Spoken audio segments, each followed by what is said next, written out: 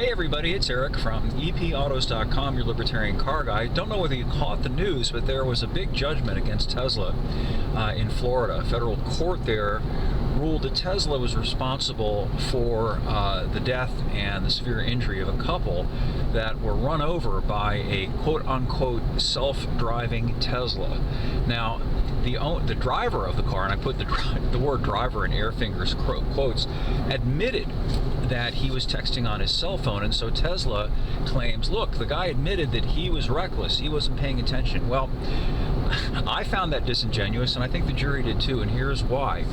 Okay, Tesla touts self-driving capability. What do those words mean to you? They mean to me that the car can drive itself. Now Tesla says, and this is their lawyerly weasel out, that yes, the car can self-drive, but the person behind the wheel must stand ready to intervene at all times. So, they essentially put the driver in this catch-22 position that's, I think, extremely disingenuous, because very obviously they're trying to sell people on this idea that you don't have to pay attention to the road, you don't have to worry about steering or braking because the car is self-driving. And that's implicit in it. Otherwise, what's the point? If you have to stare at the road and keep your hands ready to grab the wheel in case you have to steer around something in the road, hit the brakes. If you have to do those things, then effectively you're driving the car, even if you're not at that exact moment touching the steering wheel. And in that case, if that's what you're supposed to do, then who cares about self-driving? It's kind of pointless, isn't it? So everybody understands, who's got half a brain, that Tesla is trying to sell people on this idea that, oh, you can text while you're quote-unquote driving. You can even take a nap. Everybody knows this happens. It happens so often that there are YouTube videos of people literally sacked out behind the wheel of their self-driving car. So I think the jury cut through the crapola there and decided that, yeah, Tesla is fundamentally liable for this. And I think they may have relied on a doctrine called fitness for use, I think is the term.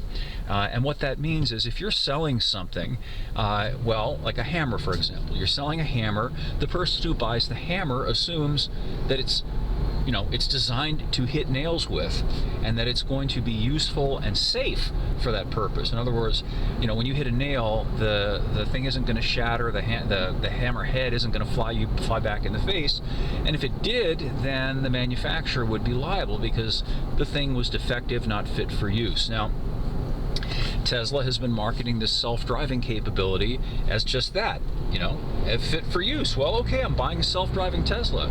That means I'm paying extra money to have a vehicle that drives itself. So I can text, I can take a nap, I can do all of these things that I want to do besides driving. And then when the system glitches or doesn't work, hang on, let me get around this guy here, and an accident occurs, and several of them have happened, I'm sure you're aware of that, then who's at fault?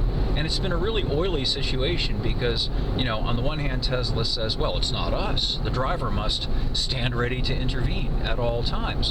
And of course, the poor driver was led to believe, even though he may understand perfectly well that he probably ought not to believe, that this technology kind of just takes away from him the burden of needing to be the one that's in charge of the car. So who's responsible? Well, nobody, but there's dead people in the road and smashed cars and all of this. And it's ridiculous. And so I think that this is a really healthy and good precedent that has been set. I think that self-driving technology, it has to be either or. It has to be something that actually can safely drive the car.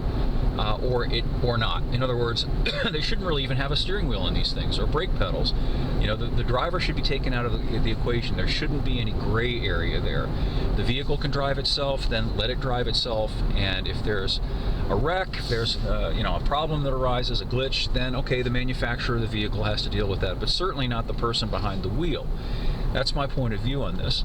And interestingly enough, this judgment came down very shortly, or right around the time that Musk is agitating and trying to get approval for his fleet of self-driving taxis that he wants to deploy in cities all over the country.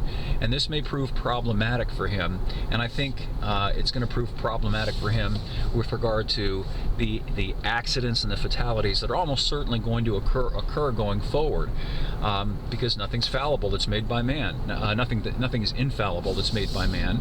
And this self-driving technology, and I have experience with it. I've driven these cars cars, and they're kind of sketchy, kind of iffy, and I'm just suggesting that if you are thinking about getting this technology, you may want to stand ready to intervene for the very sound reason that you probably don't want anybody else's blood on your hands, even if it's not quote-unquote technically your fault.